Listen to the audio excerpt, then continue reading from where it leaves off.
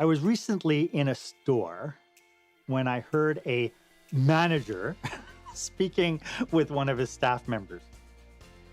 The tone of this young manager was so reminiscent of an attitude I wrote about in a blog back in October of 2017. It was called Employees Are a Dime a Dozen. And in that article, I talk about how managers relate with staff members, with their team members, and treat them with such levels of disrespect sometimes that it affects the whole operation. Aside from the attitude of the manager, there are some real inherent risks to your business when you produce managers and not leaders. And on Marc, Haine Live.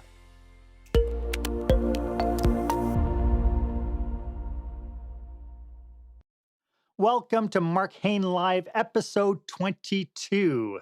This is where small business owners and entrepreneurs pick up some core skill sets to help them work on their business, not just in their business. I'm your host, service expert, and master of experiences, Marc Haine. Thank you so much for joining me here.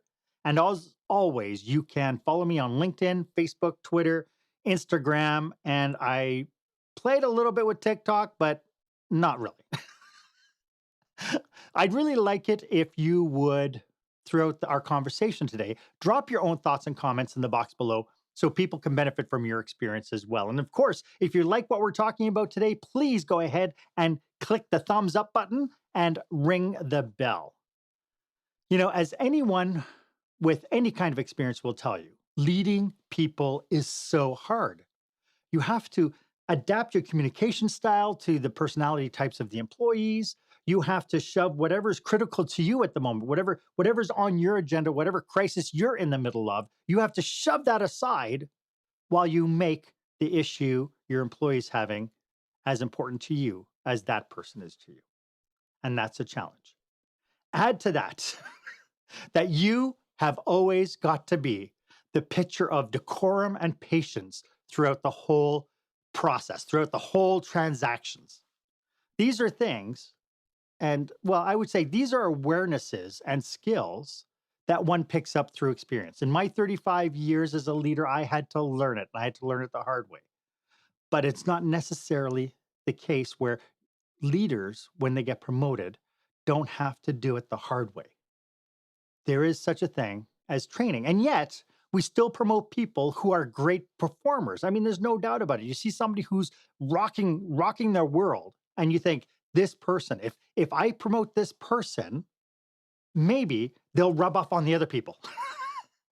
But it's plain to see that even though they're top performers, the top performers don't necessarily make great leaders. And it's unfortunate that most of us in leadership positions today will probably put your hand up and say, I was never trained. I just kind of got into it and I was expected just to perform. We don't train people to be great leaders. So I'd love to know from you our question of the day.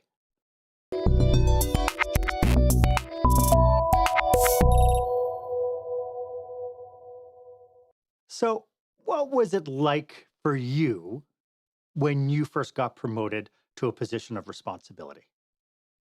Put your comments in the comment box. Please share, because this is really interesting. When I've done speaking to associations and to organizations, I will ask leaders and managers how many of them were actually trained in preparation for their role as a leader.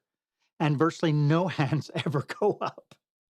I remember my first role as a manager. I was working at a fast food chain. I can't really say what it is. I don't think I can say what it is because the double arches will give it away anyway. But I was promoted, I felt, because nobody else wanted the job. I was 18 years old. I was 3 years into my job. I thought, them asking me if I wanted to become a manager was kind of a rite of passage. I thought this was a magical cure to me developing. I thought, if I become a leader, automatically I'll be developed, I'll get more out of it, and so on. What I didn't realize was, as much as I thought it was going to be easy, it was such a big challenge. I mean, I thought at the time that I had worked with my team for well over 3 years. we knew each other. We knew how we worked. We knew our personality. We knew our strengths. We knew our weaknesses. And more than that, my team knew me.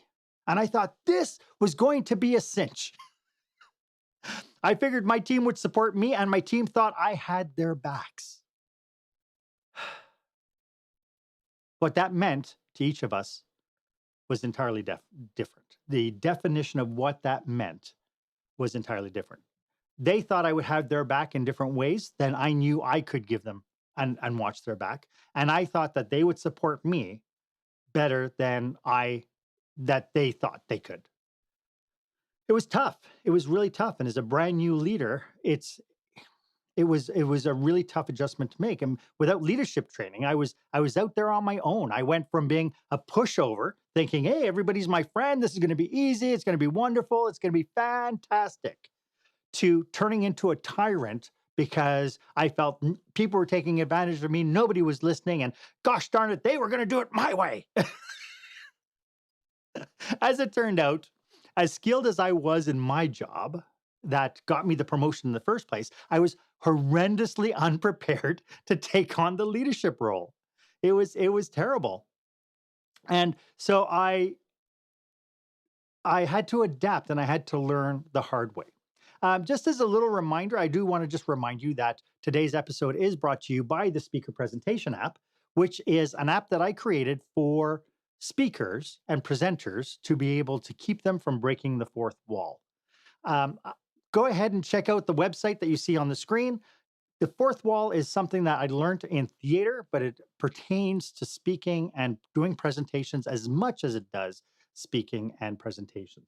So go ahead and download it. It is available on iOS and Android-powered devices, and it is at the App Store and on Google Play. So visit speakerpresentationtimer.com. So you have a great performer. You think to yourself, it would be awesome if the rest of the team could perform like this person does. You promoted her, but then nothing happened. Even worse, you started to see conflict and performance issues all through the team, not just through her performance, but through the performance of the whole team. Hello, good morning, Anna. Thank you for popping in. It's so nice to see you. Anna has been virtually on every broadcast, I think, since number 8. Anna, thank you so much for popping in. It's so nice to see you. I hope you get a lot out of this as well. Anna is a leader in a golf club as the director of food and beverage, and she does an awesome job with leading. And I know that this episode came out of a conversation I had with Anna, in that, she knows what it's like to have ineffective leaders leading her, right? So what I'd like to do today is I'd like to talk about some things that you can do to turn your great performers into great leaders. First of all, if you were to hire an electrician, if you had an electrical company and you wanted somebody to help, you needed the extra help, you had a job to go to, would you just hire somebody off the street and say, hey, go wire the house? Chances are, no, you wouldn't. But yet, we'll take somebody, again, great performer, and we'll say, we want you to become a leader. And we don't train them. So how do you expect them to perform at an optimum level if you don't train them? You recognize this person was a wonderful team member and an excellent contributor to your business. I mean, that's the reason why you promoted them. And I think it's really essential that when we do this, that we treat them as such. We give them validation that we went to them and said, we really want to promote you. Would you take the job? We love you. We love what you do for our business. We want to reward you. We want to give you the extra responsibility. But then it's incumbent on us as leaders to invest in them and get them trained as leaders, not as managers, as leaders. And I think it was Stephen Covey. I think it was Stephen Covey who said that managers manage things, leaders lead people. I hope I attribute it to the right person. I'm not sure if I did. And that gives me that's an interesting definition. Managers manage things. So managers will manage schedules. Managers will manage job tasks. Managers will manage equipment maintenance and repairs. Even though they might not do the work, they manage those portfolios, but they lead their people. They lead their people. And it's essential that when we promote people, that we give them that skill. Point number 2. I've seen managers who have higher expectations for the people that they lead than they do for themselves. And I think it is really important that managers and leaders walk the talk. Model the behavior you want from those that you are leading in your teams. Part of the issue I see is that in many organizations, even though we talk a good game behind closed doors, when a crisis hits us, we vocalize and we act entirely different. I have seen the nicest managers in front of house standing there, being so nice in front of the customers. But then behind closed doors, they're cursing, they're disrespecting, they're saying awful things.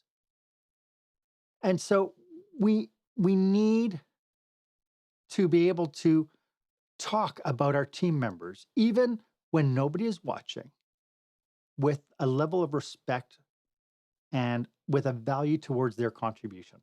It is so easy in a manager's meeting, and I've seen this time and time again. Oh, well, Sally just really sucks. She's so stupid. She doesn't get it. Well, Steve, you're going to have to do something about that girl. Right? And then I can't help but wonder, if you're a junior leader in this team, how you face that employee afterwards. I cannot believe for a second that somebody can honestly behave one way behind closed doors and have feelings one way and not have it manifest itself when that person is facing her. If behind closed doors, we're talking about Sally, about how much she is such a loser, and then we go face to face with her, are we in a mindset? Are we prepared to help Sally on her journey within our business? Or have we just given up? And a lot of that comes in those vocalizations. And I think as leaders, it's incumbent upon us to lead those conversations. It's incumbent upon us to set those standards of what is acceptable and what is not acceptable, because it is way too easy. I hope this makes a little bit of sense. I do cover a lot of what I'm talking about right now in my upcoming book, Lights, Camera, Action, Business Operational Excellence Through the Lens of Live Theater, which is due out in November. I actually just signed off on the final proofs. I'm so excited about it. And the book is around operational excellence, and I use the examples of live theater to highlight business practices that I think are show-stopping, if I can use that phrase. So in the meantime, if this is of value to you, please feel free to click the like button and share it with someone who could benefit from this information. I can't tell you how many times I've done a presentation in front of a group of people, a group of employees, and the comments come back, and the comments are such that, oh, I wish my boss was here. Oh, my boss needs to hear this. Or, I have people who need to hear this message. I wish they were here. So go ahead and share the information. It's good for you. It's good for them. And from that, we can then share our own experiences and we can share our own lessons. So point number 1, point number 2, point number 3, really important that you evaluate and invest in your own capacity. I think it's important that you take on the mindset, like most leaders do, is that I won't ask my team to do anything I wouldn't do. By investing in your own development, by looking at how you do things and saying, what can I do better? You show your team how important being a lifelong learner is. By going to your team members and having them contribute to solutions, teaches them that everybody is part of a solution. It's not just because you make all the decisions because you wear the tie, or you're wearing the suit, or you have the corner office, or whatever. A lot of these people have so much information because they're grassroots, they're working with the people day in, day out. And so you could take advantage of that. And it proves that you have a level of humility that they get to emulate as they become leaders. When we turn around and say to our leaders, let's solve the problem together, you not only eliminate them being dependent on you as a leader for all the answers, but you empower them to say, I trust you to come up with solutions. So let's do it together. And that brings me to my final point. Be there as a coach and a mentor. Your new leaders will face situations that they've never had before. They'll be face to face with things that they never imagined would ever happen to them, things that they don't see when they were just an employee.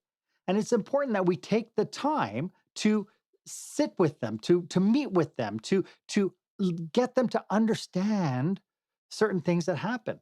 And so being a trusted person that they can talk to confide in and get advice from will make such a huge impact in the future of their abilities. It'll help with their development over the long term. And being able to sit down, and I truly believe that annual reviews, making time once a year for your team is not good enough. You need to be working on a weekly basis with your team, setting goals, setting objectives, brainstorming, finding out what's going on. And, Simon Sinek said it best. He was talking about empathy. And he said that when a lack of empathy is when, you go to somebody and you say, John, your sales are really low. Get them back up or you're fired. As opposed to, hey, John, I noticed that your sales have dropped the last quarter. Is there anything I could do to help? Is there something wrong? Can we sit and talk? Can we figure this out? Is a much better approach. And you can do this with your leaders. I know from my own personal experience, when I became a leader, I felt abandoned. I felt like I had nobody to turn to. I had the type of manager who cursed everybody up and down. So he definitely didn't have an open door policy. And it was a really tough adjustment for me to make. So the 4 points I covered today in today's video is train your new leader. Make a commitment, make a plan when you decide to promote somebody. And then you sit them down and say, John, I want to promote you. And here's how we're going to get you up to speed. Get them trained, invest in them. One of the best ways I suggest that people get new leaders up and going is I suggest that you enroll them in Toastmasters. It seems a little bit far-fetched, but Toastmasters will teach confidence. It'll teach people how to get their voice. And by doing that, you will give them a skill that they don't otherwise have. Point number 2, walk the talk. Whatever you suggest for your team members, you have to walk the talk. You have to be the role example. You have to model the behavior that you need from your team. If you want everybody to be on time, it's just not good enough anymore to yell and scream and say, be on time. You have to be on time. If people are forever waiting for you because you think, oh, okay, they'll wait. I'm the boss. It doesn't really matter. It does. You set the tone.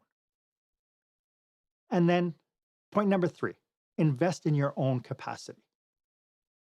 Do things that build you up as a better mentor and a better coach. And of course, that's point number 3, is to be a coach and a mentor. And, there's nothing more rewarding at the end of the day. I remember when I first came to Alberta, actually back in 1999, I was working at a casino. I remember sitting down with my team of supervisors and I said to them, my definition of success as a leader is the legacy I leave behind. It's the fact that I remember I had one particular supervisor and she gets so frustrated over people and how they thought about things. She got frustrated with the interpersonal conflicts that she kept seeing all the time. And I would sit down and I would always use the word perception. What is their perception? This is your perception. What's their perception? And I remember she came into my office and she says, I know it's perception, but I'm so tired of hearing that it's perception. But it was a lesson that she took on, and it carried her through her career. If this has been helpful, why don't you give me a thumbs up if this was of value to you? And as always, my offer stands.